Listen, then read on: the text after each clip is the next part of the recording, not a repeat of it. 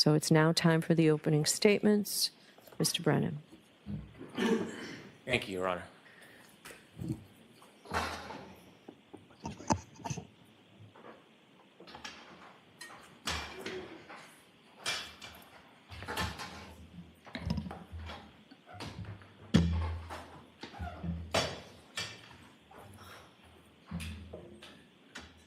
At 6:04 a.m. on January 29, 2022, the alarm bell sounded in the Canton Fire Department. Firefighter paramedic Timothy Nuttall knew what that meant. His heart skipped a beat. He raced to his equipment and he picked up his bag, which was meticulous. There was a sign and a signal, and then there was a voice commanding that there was cardiac arrest. The most serious of calls for a firefighter paramedic, that means that a person's heart has stopped. He didn't know who it was, he didn't know where it was. He took his bag, he had just gotten to the station, and he rushed to the ambulance. He was one of the most senior paramedics that morning. Another paramedic, Anthony Flamati, would be running this mission. He jumped in the back of the ambulance, the door shut, and they headed off to 34 Fairview Road. As they drove, firefighter Nuttall could not see anything. He couldn't hear anything other than the engine of the ambulance. He could feel it sliding across the road. It was near blizzard conditions. He calmed himself, he steadied himself. This is what the firefighters and paramedics are trained to do, to focus. And he focused on his task. He looked around the back of the ambulance to make sure that all the tools were in place. The ambulance was meticulous as well. This was Anthony Flamati's ambulance, and it was well stocked. He calmed himself, and he thought about what was going to happen. What should he be looking for? What is his next steps? He played the scenarios through his mind, and every calm was above him. As the car pulled up to 34 Fairview, the ambulance, he stood at the back door, the doors opened, and he stepped out into bedlam. He could hear a woman screaming and shrieking, the cold, hard air slapping on his face, and the wind, blizzard conditions swirling around him. You will hear him tell you how he trudged towards those screams in the darkness to snow, and when he got there, he saw 3 women surrounding a man lying, not moving on the ground. He walked up to the man, and he reached down, and he tried to find any signs of life, pulse, anything, and he found nothing. And he got up and he walked over to the woman, and he walked over to that defendant, Karen Reed, and he told her that he thinks that that man was gone. And then he heard the yell from Anthony Flamati, the chief, and he said, "Come back, let's go." Because you'll learn that in the cold, even if somebody's heart stops, even if they're presumed to have passed, sometimes you can still save a life. So you'll see on a dash cam video, you'll hear from testimony, he went back to that man, who was John O'Keefe. He went back to him, and that crew, coordinated effort, they did everything they could to save his life. They got on their knees, they began CPR, and firefighter Nuttall will explain, as he kneeled over John O'Keefe, he looked up, and the defendant approached him, and you'll see it on the video. Now, he wanted any information, because when you're trying to save someone, you want to know, are they on drugs, medication, do they have a heart condition? And he looked up at Miss Reed, and he said, "What happened?" And you'll hear her words through firefighter Nuttall. She said, "I hit him, I hit him, I hit him." And it was at that time, with the words of the defendant, that she admitted what she had done that night, that she hit John O'Keefe. Now, those words didn't mean anything to firefighter Nuttall. They weren't in context, they didn't reconcile with the injuries, it didn't help him in his treatment, so he ignored it. Now, firefighter Nuttall is not a police officer. He is not an investigator, he is not a detective. He's a first responder. And so he takes that information, it was useless to him, he continues to work on John O'Keefe trying to save his life. You'll see the team put him on a stretcher, and when they lift him from the ground, even though there is snow accumulating, underneath John O'Keefe is simply grass. grass, hard brown, frozen, and beneath his body lay his cell phone. They bring him to the ambulance, and while they're bringing him to the ambulance, you'll see on the videos that other first responders speak to the defendant. One first responder, Mr. Flamati, she will say, I hit him, oh my God, I hit him. And then she was interviewed or asked questions for background information, not a criminal investigation, just background to try to help John. And she was asked questions about his background, and during that conversation, you won't hear her see the defendant was a person by the name of Jen McCabe and a firefighter McLaughlin. And she tells Fire McLaughlin, the third first responder, I hit him. They bring Mr. O'Keefe to the Good Samaritan Hospital, and his body is cold. The doctors work feverishly. They treat him, trying to save him. They try to warm his core. And unfortunately, firefighter Nuttall's first instinct was accurate. John O'Keefe passed. So why are we here today? We are here today because John O'Keefe was killed by the actions and conduct of that defendant, Karen Reed. You will learn through this case, through facts, science, and data, you will learn that on January 29th, 2022, when the defendant and Mr. O'Keefe were in front of 34 Fairview Road, all the way to the left side in a dark corner near a flagpole, you will learn that Mr. O'Keefe got out of the car. He got out and he stood by the side of the road after an argument with the defendant. That argument, that anger fueled by heavy intoxication, you will learn from the science and data as he stood by the side of the road, the defendant in her SUV drove away. She drove at least 35 feet away. The argument was over. It had ended. But then she stopped. She stopped. She put the Lexus into neutral, and she waited for 2 seconds. And the facts and the science and data will tell you that despite the fact the argument was over, she then put the Lexus into reverse, put her foot on the gas pedal, and began to press, not 25%, not 50%, up to 75% acceleration. There was a light dusting of snow. The Lexus tire spun backwards. She went backwards at least 70 feet. She clipped John O'Keefe. He fell backwards, hit his head, broke his skull, and there he lay at the corner of Fairview Road, on the ground, lying on top of his cell phone, alone. And then the defendant will later tell that when she left, he didn't look mortally wounded, yet he was. And she simply drove away. Now, before I tell you about the data and the facts and the science, and I walk you through that, I'd like to tell you a little bit about John O'Keefe.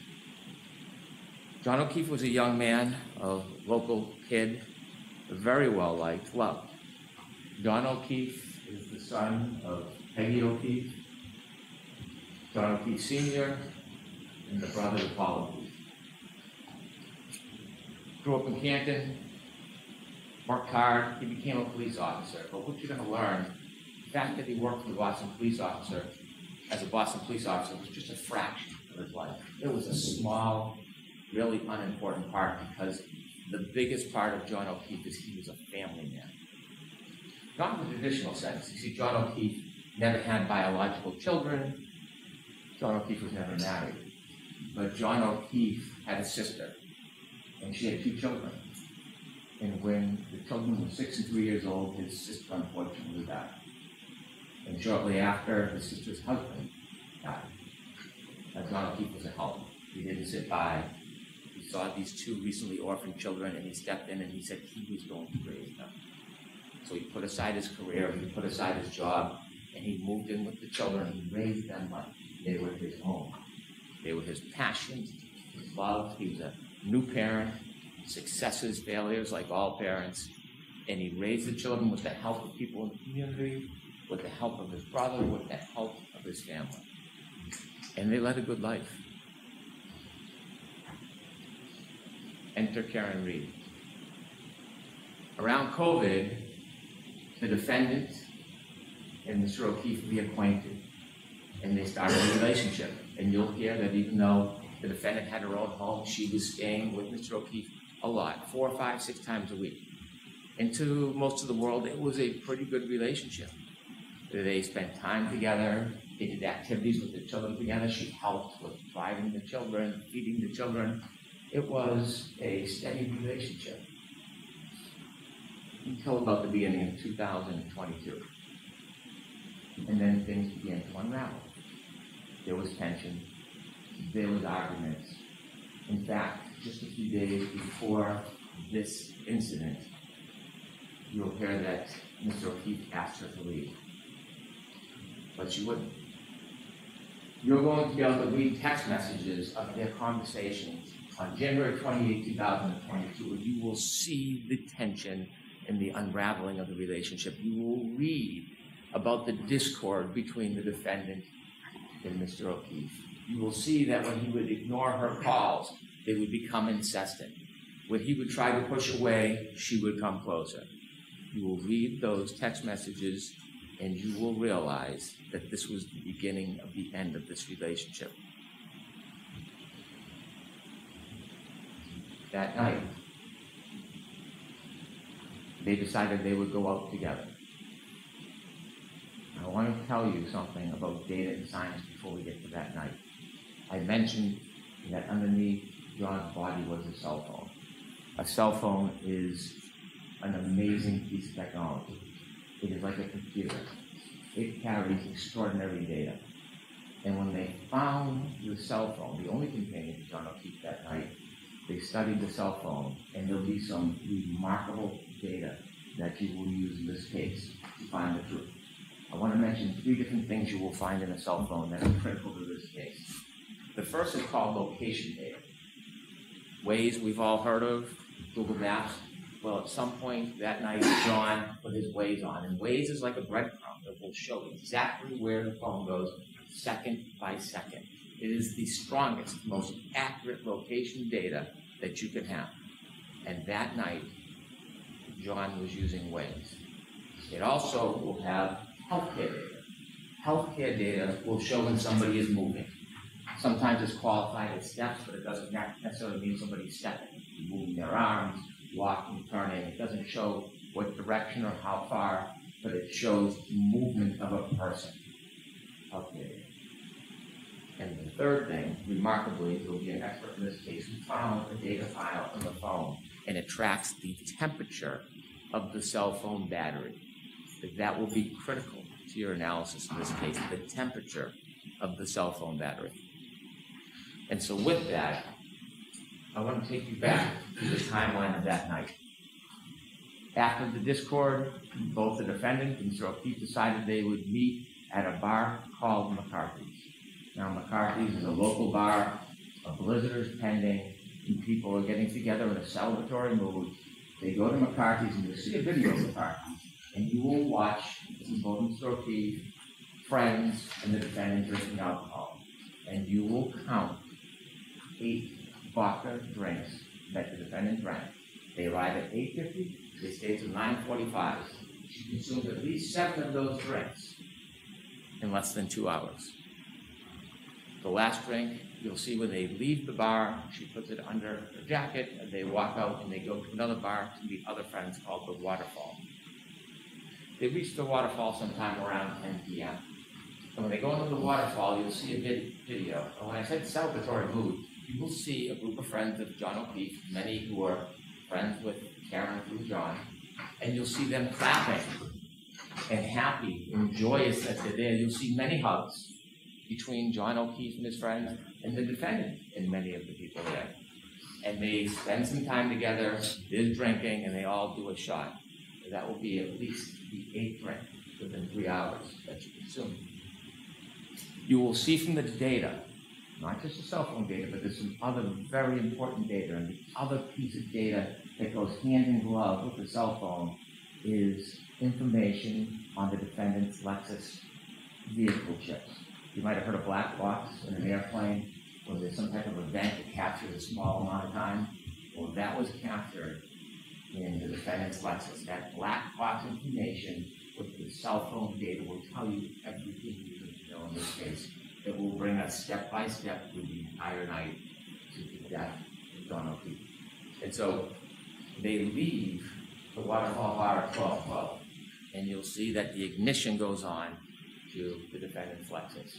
And both John O'Keefe and the defendant in the car, and they decide that they're going to go back to 34 Fairview Road, where we talked about earlier. They're going to go there for a get-together for one of the homeowner's sons who's having a birthday party.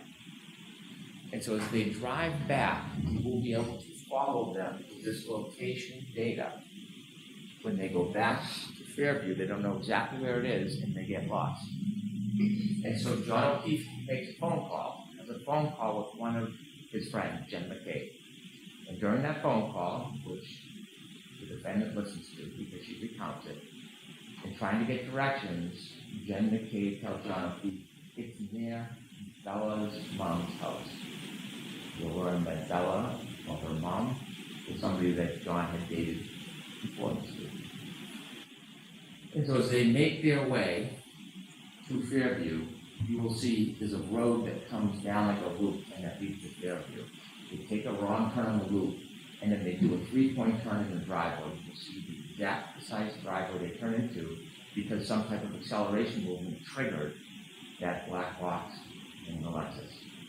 And that's important because that's 7 minutes before the collision. And you'll see from the waves exactly where the car was. You'll see from the black box the event of the 3-point turn in the driveway, and then a return down to Fairview. But before they get there, at 12:23, a truck is coming the other way. And the witnesses in that truck will say they blinked the lights. One of them saw a man and woman in the car, John and the defendant, and then they followed the Lexus because they were going to the same house. The truck stopped at the driveway, and the Lexus, the defendant's car, you will hear, because of the waves, can be counted second to second, never stops. It rolls very slowly all the way to the end of the yard in the corner where there's a tree line and a flagpole. And they reach that location at 12:34:33. And they're in the car and they stay there. The truck waits, they speak to somebody in the house who comes out, the person goes back in the house and they're there for about 5 minutes. We're now down to 2 minutes before the collision. The truck leaves, and now it's just the defendant and John. And while they're waiting outside, 12:27, John gets a text from Jen McCabe. Park behind us in the driveway. 12:29, she texts again. Are you coming in? You'll hear that Jen McCabe and others look out the window and see the defendant's Lexus in front of the flagpole at the far end. It's snowy, it's dark, it's windy, they're waiting. You will know that John O'Keefe was in that car, that Lexus, and didn't move because his healthcare data is not moving. It's not moving until 12:31:56. At 12:31:56, he begins to move. You will have 20 seconds before he falls. 20 seconds. He gets out of the car, the Lexus, and in that 20 seconds, you'll hear that user initiated. He looks at the phone, at the text message from Jen McCabe. There's now 12:32:09. He closes the phone the last time. It will be the last time he uses that phone. From the waterfall bar, you see that he keeps it in his back pocket.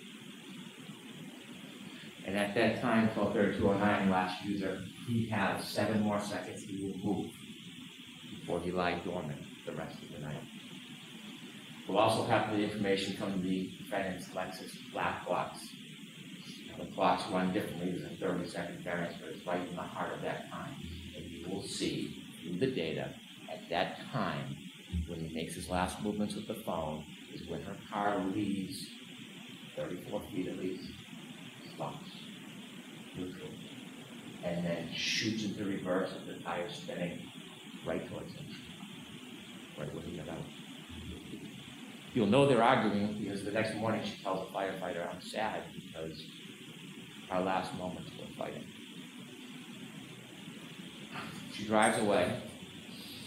They said, she's made later statements that when she left, he didn't look mortally wounded. He lied on the ground on top of his phone, light dusting of snow, the snow now picking up,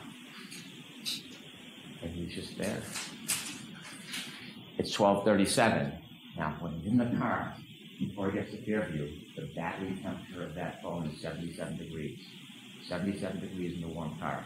Now that he's been outside the car for 5 minutes, it drops to 72 degrees. She drives to his house. She makes a phone call at 12:33 after she's left Fairview. She calls again at 12:33 and leaves a message. You'll hear it. And you will hear the anger and rage in her voice. She leaves a message. John, I fucking hate you. Pardon my language. You will hear the simmering. And she leaves that message. He lies on the side of the road. He gets another text message that's unanswered from Jen McCabe. Where are you? 12:45. Battery temperature, 61 degrees. So, he gets almost 40 calls from the defendant that night. His phone rings, but it never answers. You'll hear from an expert that the light never initiates, the healthcare data never moves. John, alone with his only companion, his phone. At 12:53, cell phone drops to almost 60 degrees. 12:59, the defendant leaves another message on John's phone. Now, she hasn't spoken to anybody. Nobody has spoken to her, but her message is telling. You'll learn the message says, John, nobody knows where you are. And this is where the plot in the cover-up begins. The evidence will make clear that she knew he was there. She did not call 911. She did not go back to him. She did not leave an anonymous statement. She left him. The night wears on. It's now 1:07. Battery temperature 55 degrees. 1:14, she calls her mother. No answer. 1:14:53. Battery temperature 50 degrees. The defendant had healthcare data on her phone as well, and you'll hear that it stops around that time. And you'll later learn that she admits to falling asleep or passing out. But then she wakes. It's 5 o'clock. She is frantic.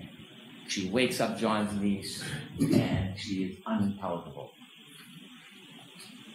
She is yelling, she's screaming, she asks for the niece to call Jen McCabe. She calls Jen McCabe, and you'll hear Jen McCabe recount. Out of a deep sleep, she wakes up and she hears, Jen, Jen, Jen, screaming Jen's name. John's dead. Hangs up the phone. Jen McCabe calls back. And then she says, what's going on? And she told, well, I left him at the waterfall at the beginning of the cover. She tells Jen McCabe, I left him at the waterfall. Jen calls back and says, he saw you up front. You did leave him at the waterfall. She hangs up. She then minutes later calls another person, Kerry Roberts, a friend of John O'Keefe. Someone who's not friends with the defendant, but they know because they helped raise the kids and they interacted. She had nothing to do with the night before. Wasn't at the bars, was home with her family. She calls her and says, I think John got hit by a plow. I think he's dead. Now Kerry, with that information, calls 911. She calls hospitals. You can hear her voice. She's concerned. Not him. And then she gets another call from the defendant. And she tells the defendant, come to my house. I will help you look for him. And the defendant says, I was so drunk last night, I don't remember anything. Waiting for her to arrive, she learns she doesn't arrive. Instead, the defendant goes to Jen McCabe's house. Kerry Roberts, the other friend, then goes to Jen McCabe's house, pulls behind the car. And when she does, she's on Bluetooth, and she can hear the defendant say, my taillight's broken, my taillight's broken. And she looks, and the snow packed in the right taillight, she can see a piece of the taillight missing. The defendant desperately wants to go to 34 Fairview Road, but Kerry Roberts takes over and says, we're going to go back to John's house. Maybe he's in the house and you didn't see him. So both cars, driven by Kerry Roberts and then Jen McCabe, with the defendant, go back to John O'Keefe's house. You'll see a ring video where you see them go into the house and they look around, and you'll hear about the woman, Jen and Kerry, enlisted into this task. Look for John O'Keefe. They cannot find him. And then when Kerry Roberts comes into a room, she sees, rather than looking, the defendant simply standing there, staring at the wall. At that point, the defendant insists they got to go back to Fairview Road. They decide to take one car. Kerry Roberts is taking charge. She's going to drive. They leave Miss Reed's Lexus and John O'Keefe's driveway, and they drive back towards 34 Fairview Road. You'll hear it is blizzard-like conditions. It is dark. They can barely see a thing. And when they get close to the edge of 34 Fairview, you hear the defendant start to scream, "There he is!" Both women look and they can't see anything. She starts kicking the door. The defendant's kicking the door. "Let me out." Kerry Roberts stops the car and lets her out, and she sees the defendant run exactly to where John O'Keefe is in the darkness, just where she left him. Kerry gets out of the car, starts to walk towards where the defendant is, and she sees the defendant lying on a body. She can't tell who it is because the face is still covered with snow. And she comes over and looks, and she wipes off the snow from John O'Keefe's face. She realizes it's one of her best friends in the world, is John O'Keefe. And she starts to try to do first aid. They start to move him, and coincidentally at 6:06, when they start to move him, the cold air hits that cell phone battery. It drops from 50 to 43 degrees. And they try, Jen McCabe calls 911. And that's when a police officer arrives, firefighter Nuttall and his crew. And when they lift him, that cell phone battery that is shot down to 37 degrees, Kerry Roberts picks it up and puts it in her pocket, and it immediately starts to warm. As she moves, the healthcare data showing movement starts again. At that point, nobody knows what happened. The Canton Police Department come. You can see the police cars and cruisers. They're not sure, so they look in the area where John's body is and find a glass from the bar near his body. They find blood spots. They try to put the blood spots in plastic containers. They don't know what they're looking for at this point. There's no information. They don't believe or know that there's a crime. They just know that John O'Keefe somehow ended up here with the broken glass and the blood. And so that morning, you can see the work of the Canton Police Department try to uncover a little bit around his body to see what they could find, which was very little. And then, Kerry Roberts goes and picks up Peg O'Keefe, tells her the news, and they go to the hospital. They go to the Good Samaritan Hospital, and Kerry Roberts is walking, and Peggy O'Keefe is going to go see her son, with her husband. And as she walks down the hall, Karen Reed is also at the hospital. See, there was some reports of maybe she was upset or suicidal, so they sectioned her. They put her in for evaluation to make sure she was safe. You'll hear Peg O'Keefe tell her she walked down the hall to go see her son. The defendant was screaming, "Is he dead? Is he dead?" As she walked by Karen Reed, she stopped and she said, "Karen, what happened?" And you'll hear that Karen was excited and yelling, "Is he dead?" Stops her excitement, becomes stoic, doesn't say a word. Peggy pays respects to her son, and then she has to go back home because she has to tell the children. Now, while she's out, the Canton Police Department sent an officer to the house to make sure the children are safe because they're alone at their home. And when the officer pulls in, he doesn't notice anything, but you'll see on the dash cam video, his dash cam video notices something. That tail light has a big missing piece to it.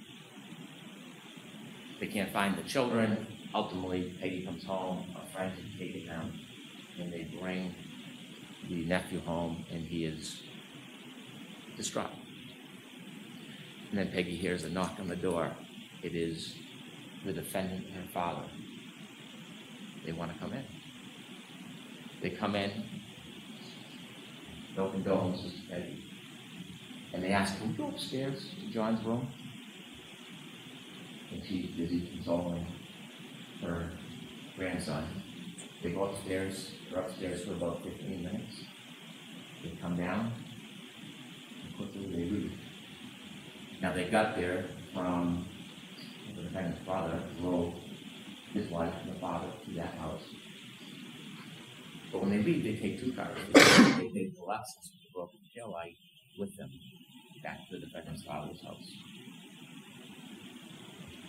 And you will learn that when police start getting some of the information, they learn about the broken taillight, they learn information that she had told people that she had hit him. They went down to see her. And on their way down, they decided they would get a warrant to take the Lexus. When they get down to Dighton, where the car is, you'll hear from Trooper Buchanan, who took a look and you can see the missing taillight. They went in and spoke briefly to the defendant. They took the car, they brought it back to Canton. And so what you'll learn from the forensic evidence that will help with the science and data is that not only was the cell phone left behind, but also around that area, broken taillight was littered around John O'Keefe's body. Littered around that area. When they got into the hospital, they noticed there was a shoe missing. As time went by, snow melted, they dug with excavations, they found his shoe on a little berm on the border between the street and the grass. You'll learn days later when they did a plant excavation, they found his hat frozen into the ground. Ultimately, they would find over the course of 10 days that the snow melted almost all, every piece of that broken taillight in that area. His hat, the sneaker, the glass.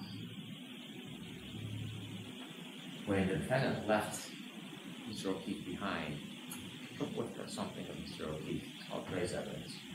You'll learn the back of her Lexus, around the taillight area, is John's DNA, and stuck to the side, grasping one last piece of John O'Keefe's hair. Now, John O'Keefe fell backwards, hit his head after he was clipped by the car. And you're going to hear from a very renowned doctor, a neurosurgeon, who has treated thousands and thousands of head injuries. And the wound on the back of the head, where he fell backwards, on the cracked skull, it's called a basal fracture, it created an injury called counter-coup. After he was clipped by a car and fell backwards and hit his head on that hard rock ground, remember there's no snow, it's just a dusting at this point, the back of his brain hits the back of his skull and bounces up. When it bounces up, it leaves marks showing that impact. And this neurosurgeon will tell you, treated thousands of patients, that this injury, to a reasonable degree of medical certainty, is counter-coup caused by falling backwards and hitting your head. When the medical examiner for the state looked at it, they generally said blunt force trauma. They had it as undetermined. And so we brought it to the renowned neurosurgeon who does exactly this. You're also going to hear from an active reconstruction. His name is Doug Welchin. He does not work for the state police or local police. He was hired to take a look at this case and the data. He will come in and explain to you exactly what I talked about, how the data from that black box coincides with the cell phone and the movements of the car, the moments before, during, and after the defendant struck John O'Keefe with her car. Now, just a few more things I want to share with you. There are 3 charges against the defendant in this case. The first one, second-degree murder. When most people hear murder, they instantly think shooting somebody, stabbing somebody, bringing, deliberate premeditation. Our honor will instruct you on the law. I'm not going to trample in that area, but I can tell you clearly, we are not going to try to prove that Karen Reed tried to kill John O'Keefe. We're not going to try to prove to you that she intended or wanted him dead. That's not second-degree murder. What we'll prove to you is she engaged in an intentional act, driving back at him at that speed, in the storm, in the darkness, knowing that he had just gotten out of her Lexus. She intended that act, which would cause a plain and strong likelihood of death. That's what we'll prove to you for second-degree murder. Also, operating under the influence of alcohol, manslaughter will prove to you that she drove her Lexus recklessly. She hit John O'Keefe, and because she hit him and he fell back, she caused his death. The third charge is leaving the scene after knowingly causing death. Again, she hit Mr. O'Keefe with a car. She knew he was injured. She left him behind. And he died. That's the whole group. This case will come down to the science and the data. The science and the data, the cell phone, it is the best of historians. It doesn't suffer from intoxication. It doesn't suffer from memory loss. It doesn't suffer from emotion, pride, or prejudice. It is facts. It is data. And that facts and data will lead you to the truth in this case. But after Ms. Reed was charged, she began what you'll learn as a campaign to make public statements. 2020, Nightline, Fox 25, a documentary. And we've had an opportunity to get many of her statements in the footage, and we're going to show much of these. And her statements to you will confirm what you already know from the science and the data, what you will already conclude from the facts independent about what she did that night. Her word is simply confirmed that your judgment is sound. And you're going to hear from her own lips in many of her statements, her admissions to extraordinary intoxications, her admissions to driving the Alexis, her admissions to being angry at John that night. And I dare say her admissions that she told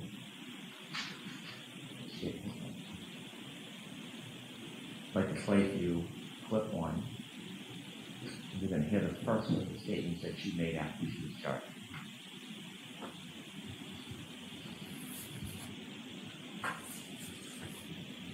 I mean, I didn't think I hit him, but could I have clipped him? Could I have tagged him in the knee and incapacitated him? He didn't look mortally wounded as far as I could see, but could I have done something that knocked him out and in drunkenness and in the cold didn't come to again? And this would have been the moment you dropped him off at the party. Yeah, would have had to.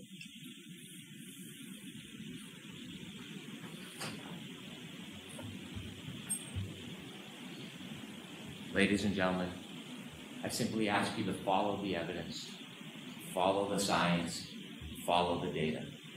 Ignore speculation, surmise, conjecture. Stay true to the evidence. It will lead you to the truth. That on January 29, 2022, a very intoxicated defendant was angry and arguing about the relationship with John O'Keefe. And after the fight was over, she left, but she brought the fight back to him in the form of her SUV. She clipped him, he fell backwards, he broke his head, and then this man who helped, a lifetime of help, was left at the corner of that yard, left to die with no help. The facts, the data, and the evidence will bring you to the truth, and the defendant's own words will confirm everything you've already concluded.